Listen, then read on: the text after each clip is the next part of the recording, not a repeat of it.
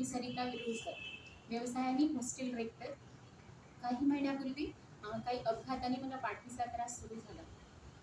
त्यानंतर मी काही मेडिसिन तो कमी करण्याचा प्रयत्न केला, पण तो काही कमी झालेला नव्हता. मग त्यानंतर मी हाडांच्या स्पेशालिस्टकडे गेले. त्यांनी माझं चेकअप केलं, काही मेडिसिन्स दिल्या, पण त्यातही ते माझा त्रास कमी झालेला नाही. मग त्यानंतर त्यांनी मला एक्सरे करायला सांगितलं.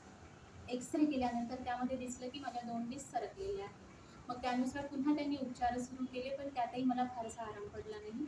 मग त्यानंतर सरांनी मला फिजिओथेरपी करायला सांगितली. मी फिजिओथेरपी केली, पण त्यातही मला काही आराम पडलेलाच नाही. मग जसं सांगेल तसं मी दवाखान्यात जात गेली, मेडिसिन घेत गेली, पण मला त्याचा फारसा परिणाम दिसलेला नाही. मग शरीराच्या खच्चीकरणासोबतच माझ्या मनाची पण खच्चीकरण सुरू झाली.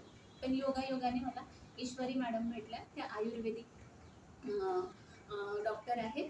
त्यांनी मला पंचकर्म करायला सांगितले. पंचकर्मामध्ये त्यांनी मला वाफ दिली, ऑइलिंग केले आणि असे बऱ्याच गोष्टी त्यांनी मला करून दिल्या.